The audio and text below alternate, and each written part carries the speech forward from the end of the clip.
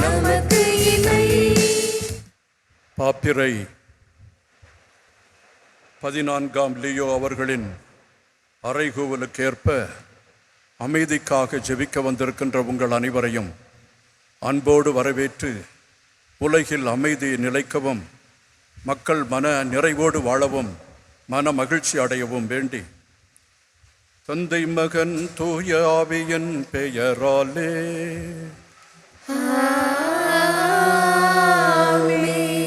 நம் ஆண்டவராகிய இயேசு கிறிஸ்துவின் அருளும் கடவுளின் அன்பும் தூய ஆவியாரின் நட்புறவும் உங்கள் அனைவரோடும் இருப்பதாக.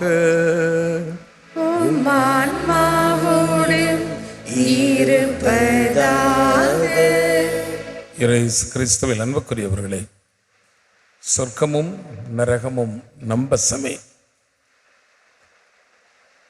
ஆகவே மோட்சத்தினுடைய சாவி அவரவர் கையிலே இருக்கிறார். ஏன் இதை மோட்சத்தின் சாவி என்கிறோம்? பேராயர் ஃபுல்டன்ஷீன் மிக அழகாக சொல்லுவார், பரலோகத்தினுடைய வாசல் தேவ அன்னை, பாவிகளின் அடைக்கலம் தேவ அன்னை. ஒரு முறை பேதுருவிடம் ஆண்டவர் இயேசு கேட்டாராம், பேதுருவனிடம் பரலோகத்தினுடைய சாவியை தந்திருக்கிறேன், நீ ஆன்மாக்கள் வரும் பொழுது சரியாக பரிசோதனை செய்துதான் உள்ளே அனுப்புகிறாய் என்று நம்புகிறேன் என்றாராம். அதுக்கு பேதுரு சொன்னாராம், ஆமாம் ஆண்டவரே, மிகவும் கவனமாக நீர் கொடுத்த வேலையை செய்கிறேன். அப்படின்னா சிலருடைய ஆத்மத்தை காட்டி ஆண்டவர் கேட்டாராம், சில தகுதியற்ற ஆன்மாக்கள் மோட்சத்துக்குள் இருக்கிறார்களே, காரணம் என்ன? அதற்கு பேதுரு ஆண்டவரிடம் பதில் சொன்னார், இந்த கேள்விக்கு பதிலை என்னிடம் கேட்காதிரும், உம்முடைய தாயிடம் கேளும். நான் எப்பொழுது மோட்சத்தினுடைய கதவை அடைக்கிறேனோ அப்பொழுது உம்முடைய தாய் பரலோகத்தினுடைய சன்னலை திறந்து விடுகிறாள். அதனால தான் மோட்சத்தினுடைய சாவி அந்த அன்னையை மெய்மைப்படுத்துவதற்காக ஒவ்வொருவரும் கையில் ஏந்தும்படி கேட்டுக்கொள்ளப்படுகிறது. குறிப்பாக இந்நாட்களிலே 2ஆம் உலகப் போரின் போது திருத்தந்தை அவர்கள் எல்லோரும் ஜெபமாலை எடுத்து சொல்லுங்கள் என்று சொல்ல அமைதி கிடைத்தது போல, திருத்தந்தை லியோ அவர்கள் இறைமக்களின் சமூகம் அன்னை மரியாளை அமைதியின் அரசியாக கண்டு பாவிக்க, அதை விசுவசிக்க, இந்த உலகத்திலே எல்லோரும் இன்புற்று வாழ, அமைதியாக இருக்க, தேசம் உலகம் நிம்மதியான பெருமூச்சு விட வேண்டும் என்று நாம் அமைதிக்காக, போரில்லாமல் எல்லோரும் சந்தோஷமாக சேமமுறை வாழ வேண்டும் என்று திருத்தந்தை அவர்கள் பணிக்கிறார்கள். அந்த பணியை நம்முடைய பணிமய ஆலய பேராலயத்திலிருந்து மேதகாயர் அவர்களால் தமிழகம் முழுவதும் நடத்தப்பட இருக்கிற இந்த ஜெபமாலை திருப்பலி இங்கே துவக்கி வைக்கப்படுகிறது. ஒவ்வொரு மறைமாவட்டத்திலும் இது தொடர்ந்து நடக்க இருக்கிறது. ஆகவே இந்த பணிமய ஆலயத்தை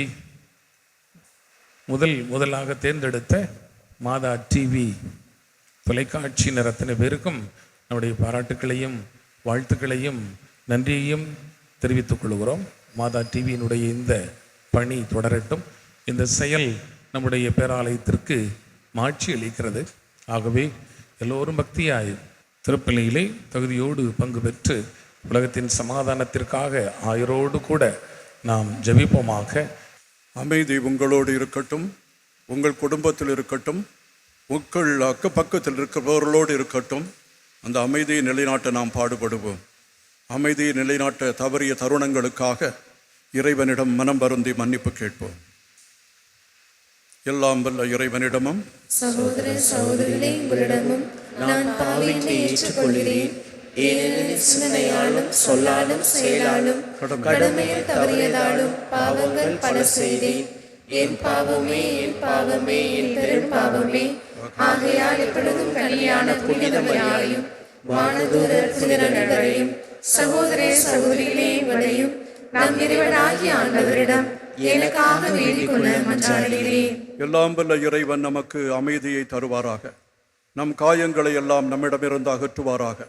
நம்மிடம் இருக்கின்ற பழிவாங்கும் எண்ணங்கள் எல்லா தீமைகளையும் அகற்றி நிறை வாழ்வுக்கு நம்மை அழைத்துச் செல்வாராக. ஆமென்.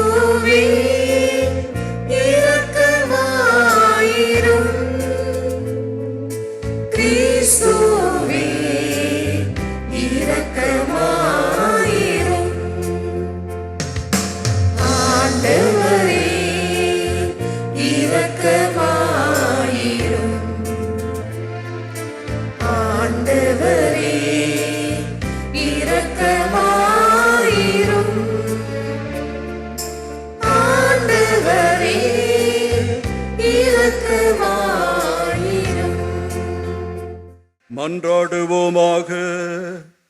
ஆண்டவரே இறைவா, அடியார்களாகிய நாங்கள் என்றும் மன உடல் நலம் பெற்று மகிழச் செய்தருளும். என்றும் கன்னிகையான மாட்சி நிறைந்த புனித மரியா, அமைதியின் அரசி, எங்களுக்காக பரிந்து பேசுவதால் இன்றைய துயரங்களினின்று விடுதலை பெறவும் நிலையான பேரின்பத்தை துய்த்து உணரவும் எங்களுக்கு அருள்வீராக. உம்மோடு தூய ஆவியாரின் ஒன்றிப்பில் ஒரு இறைவனாய் என்றென்றும் வாழ்ந்து ஆட்சி செய்கின்ற எங்கள் ஆண்டவரும் திருமகனுமாகிய கிறிஸ்து வழியாக உம்மை மன்றாடுகிறோம்.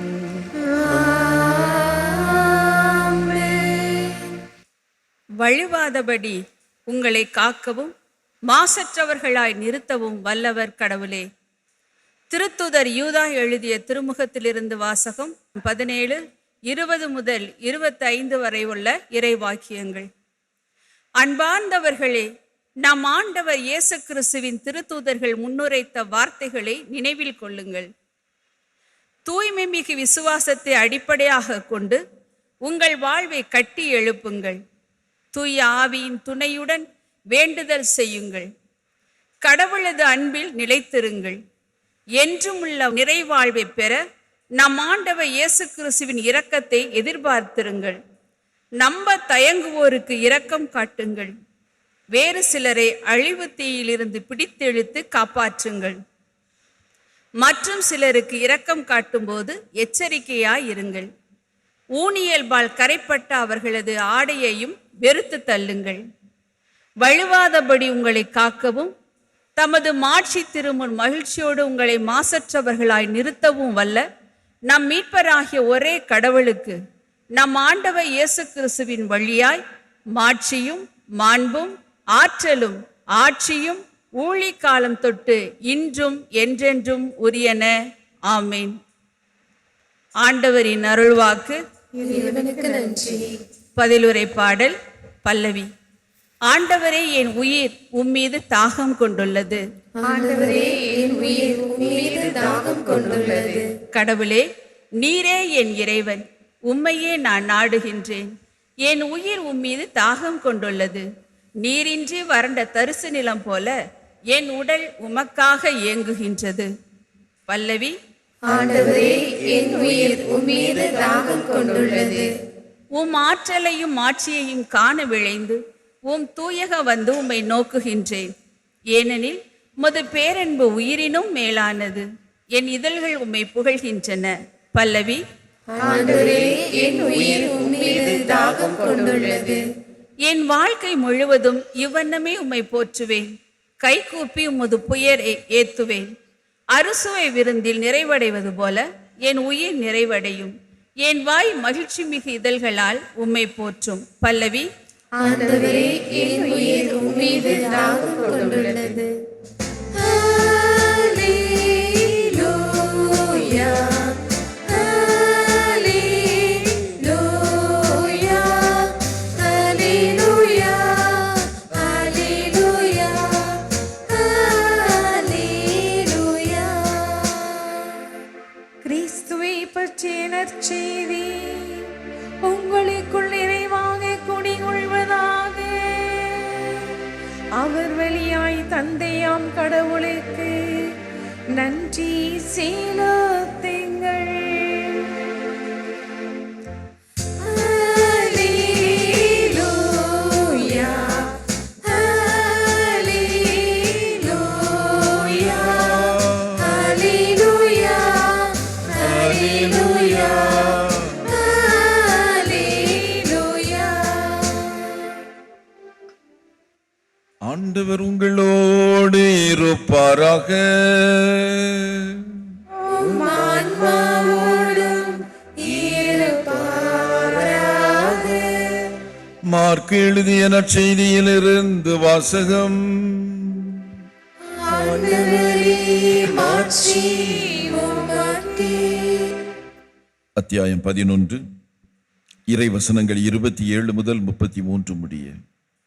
அக்காலத்தில் இயேசுவும் அவருடைய சீடர்களும் மீண்டும் எருசலேமுக்கு வந்தார்கள். இயேசு கோவிலில் நடந்து கொண்டிருந்த போது தலைமை குருக்கள், மறைநூல் அறிஞர்கள், மூப்பர்கள் ஆகியோர் அவரிடம் வந்து, எந்த அதிகாரத்தால் நீர் இவற்றை செய்கிறீர்? இவற்றை செய்ய உமக்கு அதிகாரம் கொடுத்தவர் யார் என்று கேட்டனர். இயேசு அவர்களுக்கு மறுமொழியாக, நானும் உங்களிடம் ஒரு கேள்வி கேட்கிறேன், நீங்கள் மறுமொழி கூறுங்கள். அப்போது எந்த அதிகாரத்தால் இவற்றை செய்கிறேன் என நான் உங்களுக்கு சொல்லுவேன். திருமுழுக்கு அளிக்கும் அதிகாரம் யோவானுக்கு விண்ணகத்தில் இருந்து வந்ததா அல்லது மனிதரிடமிருந்து வந்ததா? எனக்கு பதில் சொல்லுங்கள் என்றார். அவர்கள் விண்ணகத்தில் இருந்து வந்தது என்போமானால் பின் ஏன் அவரை நம்பவில்லை என கேட்பார். எனவே மனிதரிடந்து வந்தது என்போமா என்று தங்களிடையே பேசிக் கொண்டிருந்தார்கள். ஆனால் மக்கள் அனைவரும் யோவானை ஒரு இறைவாக்கினராக கருதியதால் அவர்களுக்கு அஞ்சினார்கள். எனவே அவர்கள் இயேசுவிடம், எங்களுக்கு தெரியாது என்று பதிலுரைத்தார்கள். இயேசுவும் அவர்களிடம், எந்த அதிகாரத்தால் இவற்றை செய்கிறேன் என்று நானும் உங்களுக்கு கூற மாட்டேன் என்றார். இது கிறிஸ்து வழங்கும் நற்செய்தி. கிறிஸ்துவே உமக்கு புகழ்.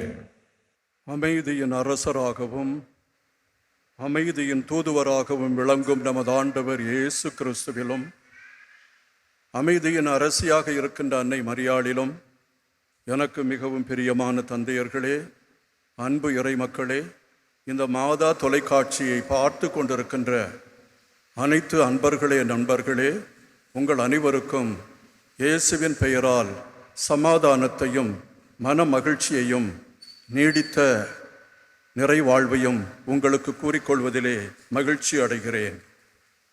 அன்புக்குரியவர்களே, இன்று திருச்சபையானது எப்படி இயங்கிக் கொண்டிருக்கிறதை நாம் பார்த்தோம் என்றால் நமக்கு வியப்பாக இருக்கிறது.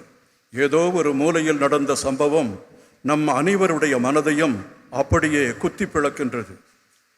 அன்று 11ஆம் தேதி ஏப்ரல் மாதம் 2019 யாரும் எதிர்பாராத விதமாக பிரான்சிஸ் போப்பானவர் தெற்கு சூடான் எதிரி தலைவர்களை, மக்களையெல்லாம் கொன்று குவித்தவர்களை, 4 லட்சம் பேரவளை அவர்கள் பலியாக கொடுத்தவர்களை சந்திக்கிறார். அவர்கள் முன் மண்டியிட்டு அவர்களுடைய கால்களை முத்தமிட்டு, போர் நிறுத்தத்தை நீங்கள் ஆதரியுங்கள், அமைதியை காப்பாற்றுங்கள். சால்வாகீர், ரியக் மசார் என்ற எதிரி தலைவர்களுடைய அந்த கால்களை முத்தம் செய்து, அமைதிக்காக நீங்களும் போராடுங்கள், திருச்சபை உங்களுக்கு எடுத்துச் சொல்லுகிறது என்று சொல்லி அவர் சொன்னார். அந்த செய்தியை பார்த்து கொண்டிருந்தவர்கள், அதில் பக்கத்தில் பார்த்து கொண்டிருந்தவர்கள் எல்லோருமே ஆச்சரியப்பட்டு மனம் கலங்கிவிட்டார்கள். அதை கண்டு ஒருவர் சொன்னார், இயேசு சீடர்களுடைய பாதங்களை கழுவி அவர்களுடைய கால்களை எல்லாம் முத்தமிட்டாரே, அந்த காட்சி மனதுக்கு வருகிறது என்று. ஆம் அன்புக்குரியவர்களே, அமைதிக்காக இந்த உலகம் சமாதானமாக யாரும் யாரையும் புண்படுத்தாமல், யாரும் யாருக்கு தொல்லை கொடுக்காமல், காயங்களை ஏற்படுத்தாமல், நீண்ட சாவுகளையும் கஷ்டங்களையும் துன்பங்களையும் இந்த உலகுக்கு தராமல் அவர்கள் எல்லோரும் அமைதியாக வாழ வேண்டும் என்று திருச்சபை அறிவுறுத்துகின்றது. அது மட்டுமல்ல, நம்முடைய பாப்பிரை 14ஆம் லியோ அவர்கள் அமைதிக்காக பேசிக்கொண்டே இருக்கிறார்கள். ஈரான், அதே மாதிரி இஸ்ரேல், அதை தொடர்ந்து அமெரிக்கா, அரபு நாடுகள், எல்லா இடங்களிலும் சண்டை. ஆப்கானிஸ்தான், பாகிஸ்தான் இடையே சண்டை. அதே நேரத்தில் நம்முடைய மணிப்பூரிலையும் சண்டை நடக்குது. ரொம்ப பேர் சாகடிக்கப்படுகிறார்கள். திடீரென்று அவர்களை ஆம்புஷ் செய்து அவர்களை கொன்று விடுகிறார்கள். இதெல்லாம் இன்றும் நடந்து கொண்டிருக்கிறது. நாம் எல்லாம் அமைதியை ஏற்படுத்துவதற்கு தோற்றுவிட்டோம். இந்த நிலையில் நம்முடைய லியோ தந்தை என்ன கூறுகிறார் தெரியுமா?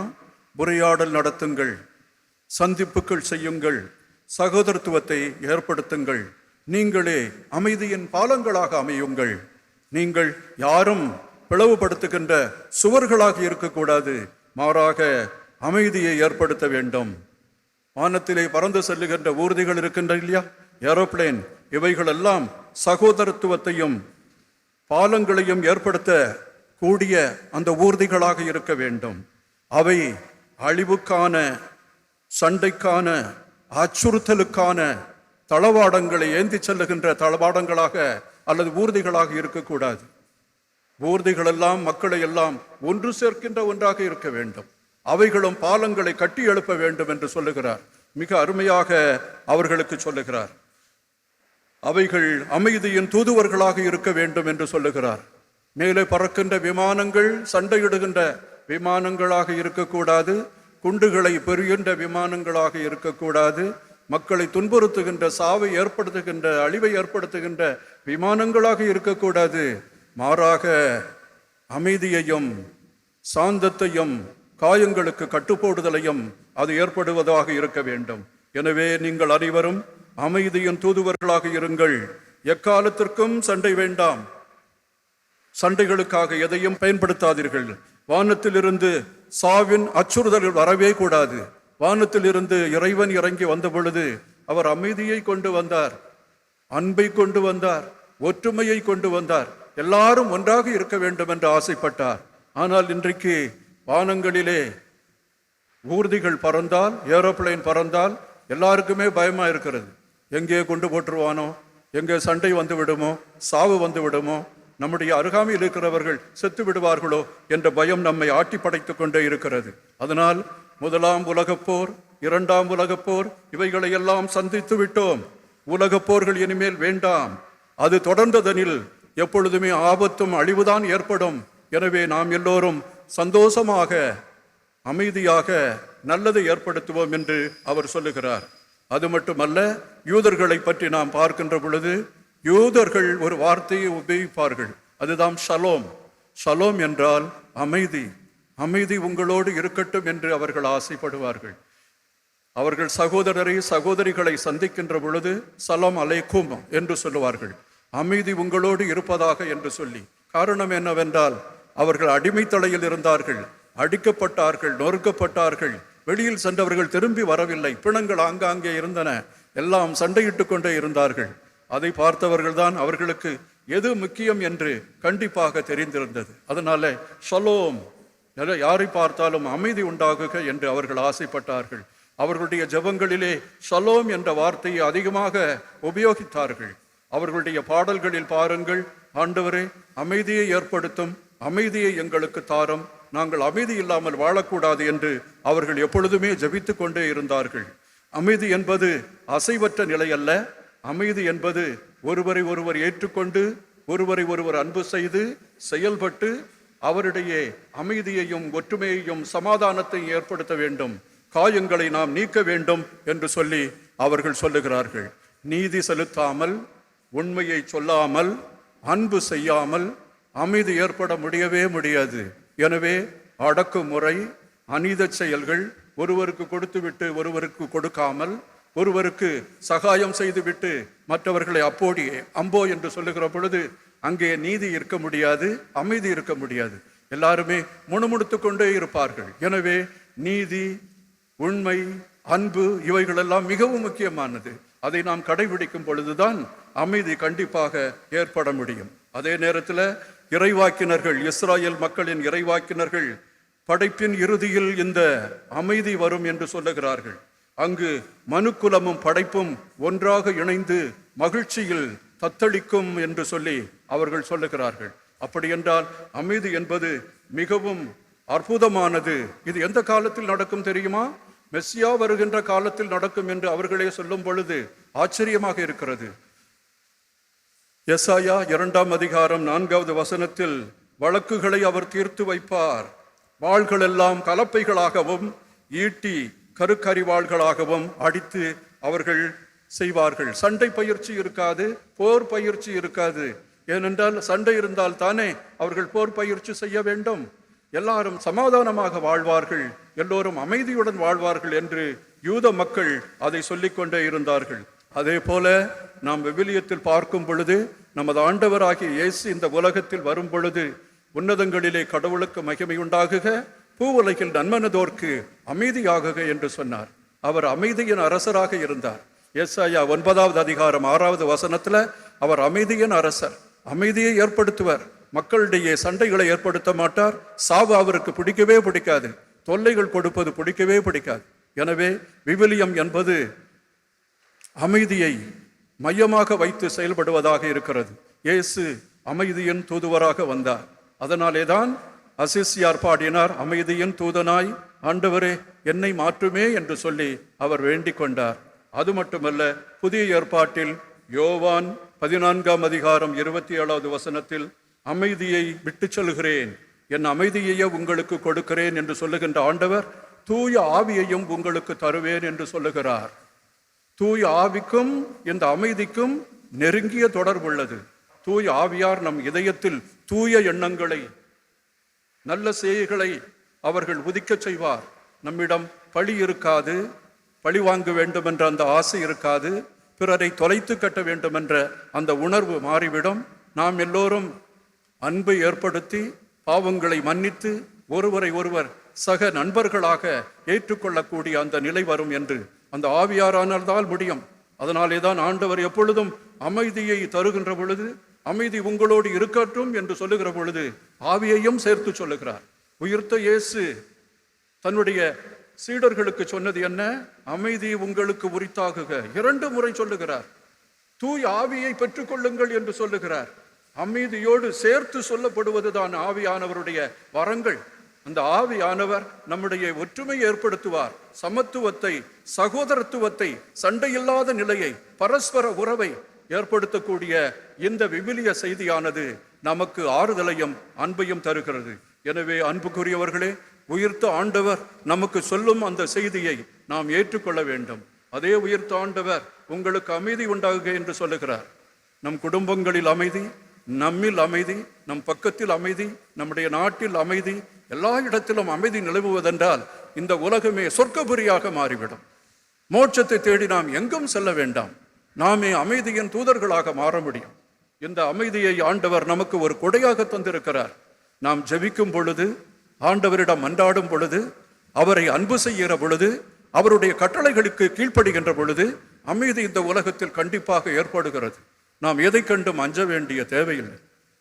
எனவே அன்புக்குரியவர்களே, நாளுக்கு நாள் அந்த சண்டையை நாம் அதிகமாக வளர்த்து விடாமல், மனதிலே காயங்களை எல்லாம் விரிவடைய செய்ய விடாமல், நாம் எல்லோரும் பழிவாங்கும் எண்ணத்தை விட்டுவிட்டு சமாதானத்தோடும் அன்போடும் வாழ நாம் பழகிக்கொள்ள வேண்டும். இது நாம் தொடர்ந்து முயலக்கூடிய ஒரு செய்தியாக இருக்கிறது. நாம் எப்பொழுதும் சமாதானத்தை சொல்லுவோம். சமாதானத்துக்கு எதிராக அவர்கள் எதிர்ப்பை காண்பிப்பார்கள். சமாதானம் என்பது உடனடியாக வந்து விடாது. நமது ஆண்டவர் தான் நமக்கு அருளுகின்ற அமைதி. எபேசியருக்கு எழுதிய திருமுகத்தில் 2வது அதிகாரத்தில் சொல்றாங்க, ஆண்டவரே நமக்கு அமைதி. அந்த அமைதியை எப்படி ஏற்படுத்தினார்? தன்னுடைய சிலுவையில் ஏற்பட்ட காயங்களாலும், தன்னுடைய உடம்பில் ஏற்பட்ட வருத்தத்தினாலும், தொல்லைகளினாலும் அவர் அந்த சமாதானத்தை ஏற்படுத்தினார். நாம 2 பேரும் சண்டை போடுவோம் இல்லையா? ஒருவர் விட்டு கொடுக்க வேண்டும், ஒருவர் அந்த காயத்தை ஏற்றுக்கொள்ள வேண்டும். என் கணவர் தானே சொன்னாரு, நான் மன்னிச்சிடுறேன்னு சொல்லணும். என் மனைவி தானே, அவருக்கும் எனக்கு என்ன சண்டை? என் பிள்ளை தானே சொன்னது. என் பக்கத்தில் இருக்கிறவர் சொன்னாரே. சகிப்பு தன்மையோடு விட்டு கொடுக்கும் பொழுது, அவர்களை ஆசீர்வதிக்கும் பொழுது சண்டை எதற்கு வருகிறது? ஒரு கிறிஸ்தவன் சமாதானத்தின் தூதனாக இருக்க வேண்டும். அவனால் அது முடியும். அவனுக்கு ஆண்டவர் அந்த கொடையை அருளுகின்றார். இந்த கொடையை கிறிஸ்துவிடமிருந்து நாம் பெற்றுக்கொள்வதனால நாம் எல்லோருமே ஒன்றாக சேர்ந்து சமாதானத்திற்கு குரல் கொடுக்க வேண்டும். தீமையை விட்டு அகல வேண்டும், நன்மையை செய்ய வேண்டும். அதைத்தான் ஆண்டவர் நமக்கு விரும்புகிறார். எனவே இந்த திருப்பாடல்களில் கூறியிருப்பது போல நாம் எல்லோரும் சேர்ந்து இந்த வார்த்தைகளுக்கு செவிமடுத்து அமைதியின் தூதுவர்களாக, அமைதியை ஏற்படுத்துபவர்களாக, சண்டையை நாளும் விலக்கி இந்த உலகத்தில் இருந்தே எடுத்துவிடும் அந்த அதிகாரம் படைத்தவர்களாக நாம் வாழ வேண்டும் என்று உங்களை கேட்டுக்கொள்கிறேன். இறைவன் நமக்கு உதவி செய்கிறார். அவருடைய அன்பு நமக்கு எப்பொழுதும் உதவியாக இருக்கிறது. அவருடைய ஆற்றலும், தூய ஆவியாரின் ஆற்றலும் நம்மிடம் இருக்கும் பொழுது எதுவும் நம்மை அசைக்க முடியாது. நம்முடைய திருத்தந்தையோடு சேர்ந்து வானக அரசி, அமைதியின் அரசி, அந்த அரசியை பார்த்து நாம் ஜெபிப்போம். அவர்களுடைய வேண்டுதலாலும், அவர்களுடைய நமக்காக பரிந்து பேசுவதாலும் இந்த உலகம் சண்டையை விடுத்து அழிவை விடுத்து சாவை விடுத்து சமாதானத்தில் திளைக்க வேண்டும் என்றும் மகிழ்ச்சியில் மூழ்கடிக்க வேண்டும் என்றும் ஆண்டவரை நோக்கி மன்றாடுவோம். இறைவன் என்றென்றும் வாழ்த்து பெறுவாராக. ஆண்டவரே, சண்டையில்லாத உலகு, தீமையில்லாத உலகு, உண்மையான உலகு, எல்லாரையும் ஏற்றுக்கொள்ளுகின்ற சகோதர மனப்பான்மையோடு வாழுகின்ற ஒரு உலகை நாங்கள் படைக்க எங்களுக்கு உதவி அருளும் என்று ஜெபிப்போம். மந்தையை கனிவோடு வழிநடத்துகின்ற நல் மேய்ப்பராகிய இறைவா, எம் தாய் திரு அவையை உம்முடைய அருளோடு வழிநடத்துகின்ற திருத்தந்தை மற்றும் ஆயர்கள், குருக்கள், துறவிகள் அனைவரும் தங்களுக்கு கொடுக்கப்பட்ட கடமைகளை இறை அருளோடும் இறைவனின் வழி நடத்துதலோடும் நிறைவேற்றக்கூடிய அருளையும் ஆற்றலையும் பொழிந்தருள வேண்டுமென்று இறைவா உம்மை மன்றாடுகிறோம். ஆண்டவரே, எங்கள் மன்றாட்டை கேட்டருள். கனிவோடு எங்களை வழிநடத்தும் அன்பு தெய்வமே, எம் நாட்டை ஆளுகின்ற தலைவர்கள் அனைவரும் உண்மையோடும் நீதியோடும் மக்களை வழிநடத்தி அவர்களின் அடிப்படை தேவைகளை நிறைவேற்றக்கூடிய நல்ல தலைவர்களாகவும் மக்களை முன்னேற்ற பாதையில் வழிநடத்தக்கூடியவர்களாகவும் இருந்து மக்களின் முன்னேற்றத்திற்கு பல புதிய திட்டங்களை தீட்டக்கூடிய அருளையும் பொழிந்தருள வேண்டுமென்று இறைவா உம்மை மன்றாடுகிறோம். ஆண்டவரே, எங்கள் மன்றாட்டை கேட்டருள். அமைதியின் தெய்வமே என் இறைவா, உலகில் பல்வேறு நாடுகளுக்கிடையே ஏற்பட்டுள்ள போர்கள் நீங்கி அமைதி நிலவவும் ஒருவரை ஒருவர் அன்பு செய்து சகோதரத்துவ உறவோடு வாழக்கூடிய அருளை பொழியவும் அன்பினால் இந்த உலகம் நிறைந்திருக்கக்கூடிய அருளை பொழிய வேண்டுமென்று இறைவா உம்மை மன்றாடுகிறோம். ஆண்டவரே, எங்கள் மன்றாட்டை கேட்டருளும். விண்ணக கொடைகளால் எங்களை நிரப்புகின்ற அன்பு தெய்வமே, இந்த உலகில் நாங்கள் மனித நேயத்தோடு வாழவும் சமூகத்திலே பிரிவினைகள் இல்லாமல் ஒற்றுமையினர்வோடு ஒவ்வொரு நாளும் எங்கள் வாழ்க்கையை வாழக்கூடிய மேலான அருளை பொழிந்தருள வேண்டும் என்று இறைவா உம்மை மன்றாடுகிறோம். ஆண்டவரே, எங்கள் மன்றாட்டை கேட்டருளும். இறையருளால் எங்களை நிரப்புகின்ற இறைவா, மாதா தொலைக்காட்சி வழியாக இறையாட்சியை பரப்புவதற்காக உமக்கு நன்றி செலுத்துகிறோம். எம் மாதா தொலைக்காட்சிக்காக உழைக்கின்ற அருள் பணியாளர்கள், பணியாற்றுகின்ற பணியாளர்கள் மற்றும் அதற்கு உதவுகின்ற உபகாரிகள் அனைவரையும் நிறைவாக ஆசீர்வதித்து வழிநடத்தி அருளும். இல்லந்தோறும் இறையாட்சியை உருவாக்குவதற்கு உம்முடைய மேலான அருளை நிறைவாக பொழிய வேண்டும் என்று இறைவா உம்மை மன்றாடுகிறோம். ஆண்டவரே, எங்கள் மன்றாட்டை கேட்டருளும். ஆண்டவரே, ஆயுதங்களையும் தளவாடங்களையும் பெருக்கிக் கொண்டே இருக்கிறோம். அச்சுறுத்தலாலும் சண்டையினாலும் நாங்கள் அமைதியை கொண்டு வரலாம் என்று நினைத்து பார்க்கிறோம். ஆனால் அவைகளால் முடியாது. எனவே நாங்கள் நீதியோடும் அன்போடும் உண்மை பேசுதலாலும் எல்லாருக்கும் நன்மை செய்வதாலும் இந்த அமைதியை கொணர எங்களுக்கு அருள்தாரும். எங்கள் மனங்கள் சஞ்சலப்பட்டு கொண்டிருக்கின்றன. காயங்களால் மிகவும் இரத்தத்தை கசிந்து கொண்டிருக்கிறது. யாருக்கும் நாங்கள் தொல்லை கொடுக்காமல் அனைவரையும் சகோதர சகோதரிகளாக ஏற்றுக்கொண்டு அவர்களுக்கு ஆசீர் வழங்க உண்மையிலே கடவுளின் அமைதியின் தூதுவர்களாக நாங்கள் வார எங்களுக்கு அருள் புரிவீராக. என்றென்றும் வாழ்ந்து ஆட்சி செய்கின்றவர் நீரே. ஆமென்.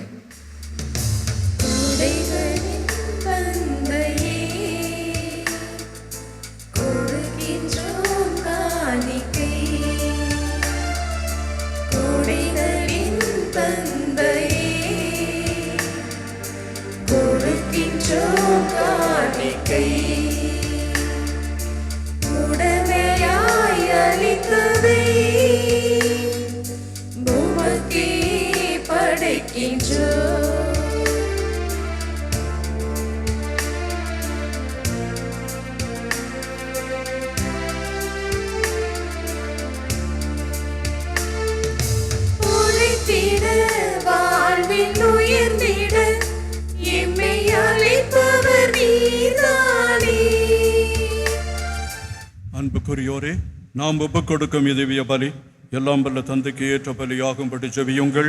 ஆண்டவர் தம் திருப்பெயரின் புகழ்ச்சிக்காகவும் ஆட்சிக்காகவும் நமது நன்மைக்காகவும் புனித திரு அவை அனைத்து நலனுக்காகவும் முதுகைனை திருப்பலியை ஏற்றுக்கொள்வாராக. ஆண்டவரே, மனிதரானவும் ஒரே திருமகன் எங்களை ஆதரிப்பாராக. கன்னிமரியிடமிருந்து பிறந்த அவர் அமைதியின் தூதுவராக தம் தாயின் கன்னிமைக்கு பழுதின்றி அதை புனிதப்படுத்தினார். அவர் எங்கள் பாவங்களை போக்கி எங்கள் காணிக்கையை உமக்கு ஏற்றதாய் இருக்கச் செய்வாராக. எங்கள் ஆண்டவராகிய கிறிஸ்து வழியாக உம்மை மன்றாடுகிறோம். ஆண்டவர் உங்களோடு இருப்பாராக.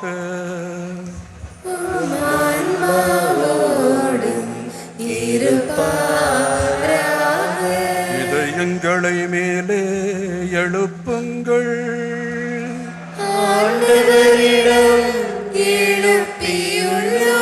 நம் இறைவனாகிய ஆண்டவருக்கு நன்றி கூறுவோம்.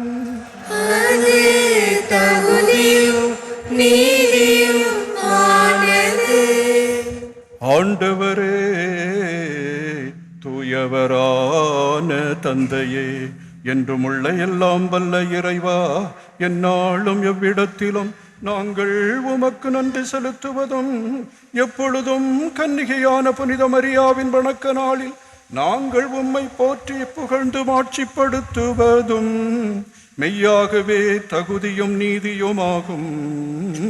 எங்கள் கடமையும் மீட்புக்குரிய செயலுமாகும். தூய ஆவி நிழலிட்டதால் அந்த அன்னை உம்முடைய ஒரே திருமகனை கருத்தாங்கி தமது கன்னிமையின் மாட்சியில் நிலைத்து நின்று நிலையான ஒளியாகிய எங்கள் ஆண்டவர் இயேசு கிறிஸ்துவை உலகிற்கு அளித்தார். அவர் வழியாகவே உமது மாண்பை வானதூதர் புகழ்கின்றனர்.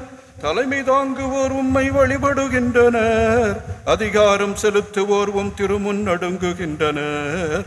வானங்களும் அவற்றில் உள்ள ஆற்றல்களும் சேராபின்களும் ஒன்று கூடி அக்களித்து கொண்டாடுகின்றனர். அவர்களோடு எங்கள் குரலையும் சேர்த்து கொள்ளுமாறு நாங்களும் உம்மை தாழ்மையுடன் இறைஞ்சி புகழ்ந்து சொல்வதாவது: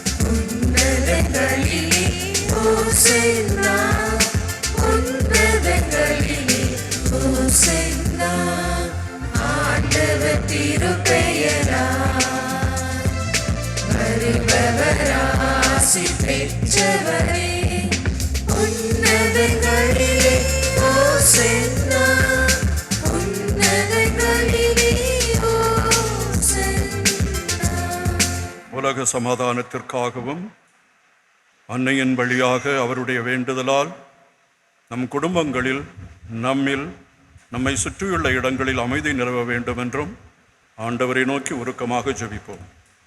ஆண்டவரே, நீர் மெய்யாகவே தூயவர். உம்முடைய படைப்புக்கள் எல்லாம் உம்மை புகழ்வது தகுமே. ஏனெனில் உம் திருமகனாகிய எங்கள் ஆண்டவர் இயேசு கிறிஸ்து வழியாக தூய ஆவியாரின் செயலாற்றலால் அனைத்தையும் உய்வித்து தூய்மைப்படுத்துகின்றீர். கதிரவன் தோன்றி மறையும் வரை உமது பெயருக்கு தூய காணிக்கையை ஒப்பு கொடுக்குமாறு உமக்கு நம் மக்களை இடையராது ஒன்று சேர்த்து வருகின்றீர். எனவே ஆண்டவரே, உமக்கு அர்ப்பணிக்க நாங்கள் கொண்டு வந்துள்ள இக்காணிக்கைகளை அதே ஆவியால் தூய்மைப்படுத்த உம்மை தாழ்மையுடன் மன்றாடுகிறோம். இவ்வாறு உம் திருமகனாகிய எங்கள் ஆண்டவர் இயேசு கிறிஸ்துவின் உடலாகவும் இரத்தமாகவும் இவை மாறுவனவாக. அவர் பணித்தவாறே இம்மறை நிகழ்வுகளை கொண்டாடுகின்றோம். ஏனெனில் அவர் காட்டிக் கொடுக்கப்பட்ட இரவில் அப்பத்தை எடுத்து உமக்கு நன்றி செலுத்தி ஆசி வழங்கி அதை பெற்று தம் சீடர்களுக்கு அளித்து இயேசு கூறியதாவது: அனைவரும் இதிலிருந்து பெற்று உண்ணுங்கள், ஏனெனில் இது உங்களுக்காக கையளிக்கப்படும் என் உடல்.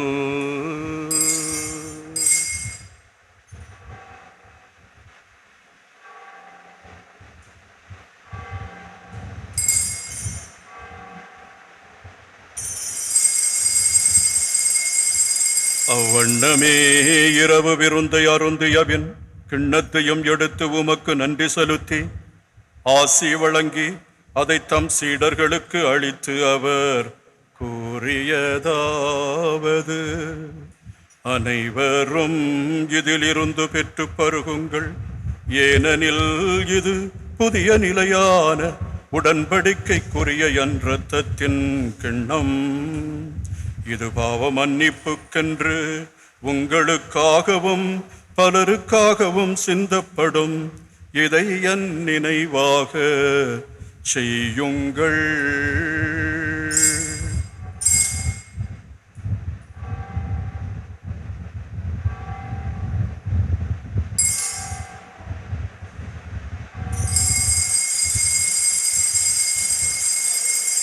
நம்பிக்கையின் மறைபொருள். ஆண்டவரே, நீர் வருமளவும் உமது இறப்பினை அறிக்கையிடுகின்றோம், உமது உயிர்ப்பினையும் எடுத்துரைக்கின்றோம்.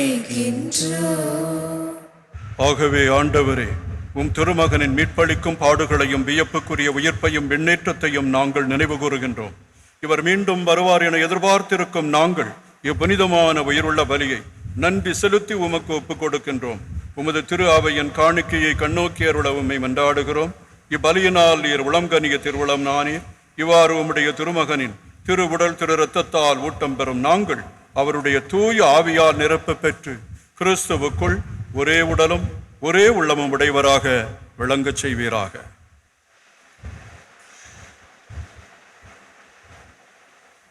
இவரே எங்களை உமக்கு என்றும் காணிக்கையாக்குவாராக. இவ்வாறு உம்மால் தேர்ந்து கொள்ளப்பட்டவரோடு முதன்முறையாக அமைதியின் அரசியும் திருச்சபையின் தாயுமான கன்னியும் கடவுளின் அன்னையுமான மரியா, அவருடைய கணவரான புனித யோசேப்பு, உம் திருத்தூதர்கள், மாட்சிமிகு மறை சாட்சியர்கள், எங்கள் மறை மாவட்டத்தின் பாதுகாவலர்களான புனித பிரான்சிஸ்கு சவேரியார் மற்றும் குழந்தை தெரேசாள், ஏனைய புனிதர்கள் அனைவரோடும் நாங்கள் உரிமை பேற்றிற்கு தகுதியுடையோர் ஆவோமாக. இவர்களின் வேண்டுதலால் நாங்கள் என்றும் உமது உதவியை பெறுவோம் என உறுதியோடு காத்திருக்கின்றோம்.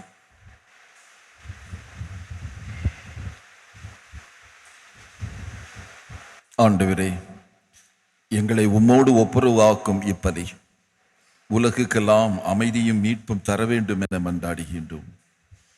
இவ்வுலகில் பயணம் செய்யும் உமது அவையை சிறப்பாக அடியாராகிய எங்கள் திருத்தந்தை இல்லையோ, எங்கள் ஆயர் ஸ்டீஃபன், ஏனைய ஆயர்கள், திருநிலையினர், உமக்கு சொந்தமான மக்கள் ஆகிய அனைவரையும் நம்பிக்கையிலும் அன்பிலும் உறுதி பெறச் செய்வீராக. நீர் விரும்பியபடியே உம் திருமுன் நிற்கின்ற இக்குடும்பத்தின் வேண்டுதல்களுக்கு கனிவுடன் செவிசாய்த்தருளும். கனிவுள்ள தந்தையே, எங்கும் சிதறுண்டிருக்கும் உம்முடைய பிள்ளைகளை கனிவுடன் உம்மோடு சேர்த்து கொள்ளும். இறந்து போன எங்கள் சகோதர சகோதரிகளையும் உமக்கு உகந்தவராய் வாழ்ந்து இவ்வுலகை விட்டு சென்ற அனைவரையும் உமது ஆட்சியில் கனிவுடன் ஏற்றருளும். நாங்களும் அங்கு வந்து சேர்ந்து அவர்களோடு உமது ஆட்சியால் என்றும் மன நிறைவு அடைவோம் என எங்கள் ஆண்டவராகிய கிறிஸ்து வழியாக எதிர்நோக்கி இருக்கின்றோம். இவர் வழியாகவே நீர் உலகுக்கு எல்லா நன்மைகளையும் வழங்குகின்றீன்.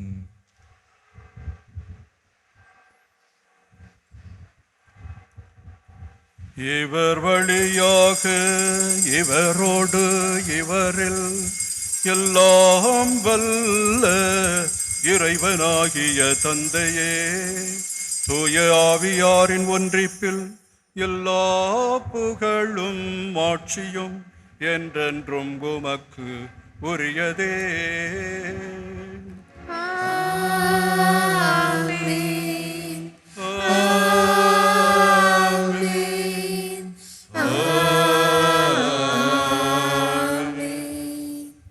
மீட்பரின் கட்டளையால் கற்பிக்கப்பட்டு இறை படிப்பினையால் பயிற்சி பெற்ற நாம் விண்ணரசு மண்ணுலகில் மலர ஆண்டவரை நோக்கி வேண்டுவோம். விண்ணுலகில் இருக்கிற எங்கள் தந்தையே, உமது பெயர் தூயதென போற்றப் பெறுக. உமது ஆட்சி வருக. உமது திருவுளம் விண்ணுலகில் நிறைவேறுவது போல மண்ணுலகிலும் நிறைவேறுக. எங்கள் அன்றாட உணவை இன்று எங்களுக்கு தாரும். எங்களுக்கு எதிராக குற்றம் செய்வோரை நாங்கள் மன்னிப்பது போல எங்கள் குற்றங்களை மன்னியும். எங்களை சோதனைக்கு உட்படுத்தாதையும் தீமையிலிருந்து எங்களை விடுவித்தருளும். ஆண்டவரே, தீமை அனைத்திலிருந்தும் எங்களை விடுவித்து எங்கள் வாழ்நாளில் அமைதியை கனிவுடன் அருள உம்மை மன்றாடுகிறோம். உமது இரக்கத்தின் உதவியால் நாங்கள் பாவத்தில் இருந்து எப்போதும் விடுதலை பெற்று யாதொரு கலக்கமுமின்றி நலமாயிருப்போமாக. நாங்கள் எதிர்நோக்கி இருக்கும் பேரின்பத்துக்காகவும் எம் மீட்பராகிய இயேசு கிறிஸ்துவின் வருகைக்காகவும் காத்திருக்கின்றோம். ஏனெனில் ஆட்சியும் வல்லமையும் மாட்சியும் என்றென்றும் உமதே. அமைதியின் அரசராக வானின்று இறங்கி வந்த எங்கள் அன்பு தெய்வம் இயேசுவே, அமைதியை உங்களுக்கு விட்டுச் செல்கிறேன், என் அமைதியையே உங்களுக்கு அளிக்கிறேன் என்று சொல்லி 2000 வருடங்களுக்கு ஆன பிற்பாடும் நாங்கள் ஒருவரை ஒருவர் அடித்தும் தொலைத்தும் சாவுக்குள்ளாக்கியும் மனக்லேசத்தையும் அவலத்தையும் உண்டாக்கி கொண்டிருக்கிறோம். ஆண்டவரே, தயவுகூர்ந்து எங்களை மன்னித்தருளும். நாங்கள் அமைதியின் தூதுவர்களாக ஒருவரை ஏற்றுக்கொள்பவராக, காயங்களுக்கு நாங்கள் கட்டுப்போடுபவராக, எல்லாவற்றையும் நாங்கள் அன்போடு எதிர்கொண்டு அனைவரையும் அரவணைப்பவராக நாங்கள் இருக்க எங்களை மாற்றுவீராக. என்றென்றும் வாழ்ந்து ஆட்சி செய்கின்றவர் நீரே. ஆண்டவருடைய அமைதி உங்களோடு என்றும் இருப்பதாக.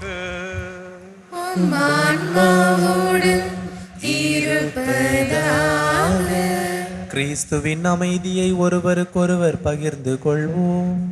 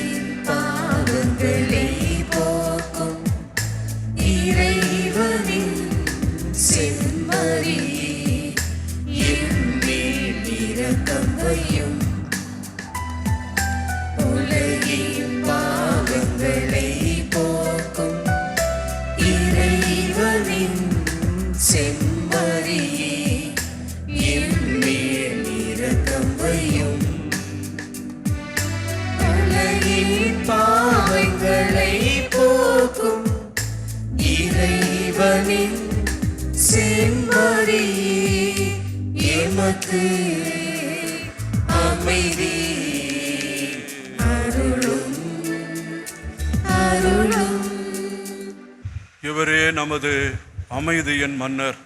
தன் உடலில் ஏற்றுக்கொண்ட காயங்களின் வழியாக உலகத்தில் சமாதானத்தை கொண்டு வந்தவர் இவரே. இவருடைய வழி செல்லுகின்ற நாம் அனைவரும் பேறு பெற்றவர்கள். ஆண்டவரே, நீரிடத்தில் எழுந்தருள நான் தகுதியற்றவர், ஆனால் ஒரு வார்த்தை மட்டும் சொல்லியலும் எனது ஆன்மா நலமடையும். கிறிஸ்துவின் திருவுடலும் திரு ரத்தமும் நம்மை காத்து நிறைவாழ்வுக்கு நம்மை அழைத்துச் செல்வதாக. ஆமென்.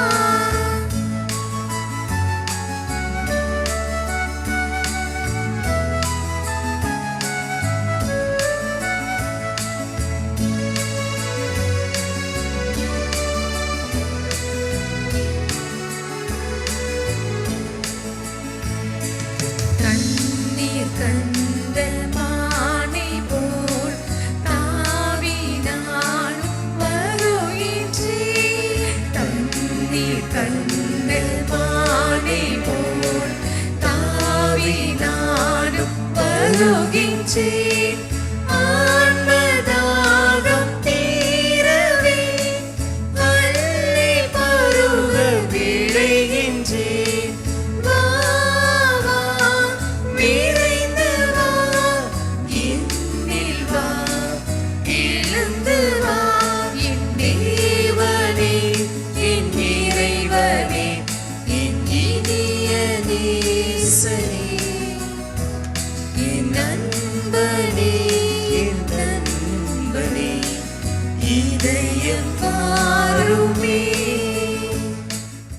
மன்றாடுவோமாக.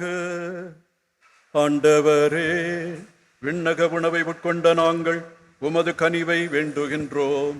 என்றும் கன்னிகையான புனித மரியாவின் நினைவு கொண்டாட்டத்தில் மகிழ்வுறும் நாங்கள் அதே கன்னியை கண்டு பாவித்து எங்கள் மீட்பின் மறையுண்மையை பெற நாங்கள் தகுதி பெறுவோமாக. எங்கள் ஆண்டவராகிய கிறிஸ்து வழியாக உம்மை மன்றாடுகிறோம்.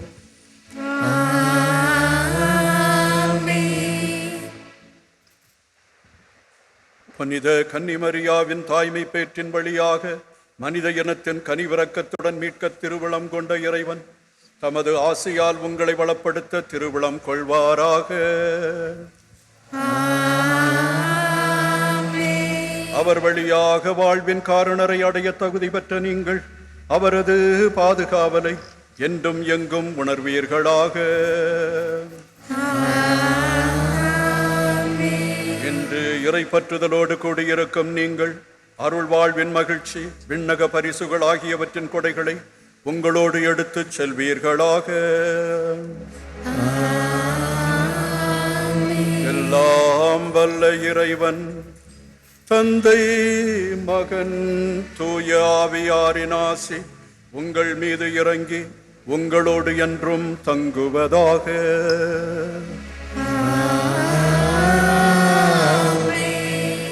அமைதியை ஏற்படுத்தும் மக்களாக வாழ சென்று வாருங்கள். திருப்பலி நிறைவேறிற்று. இறைவனே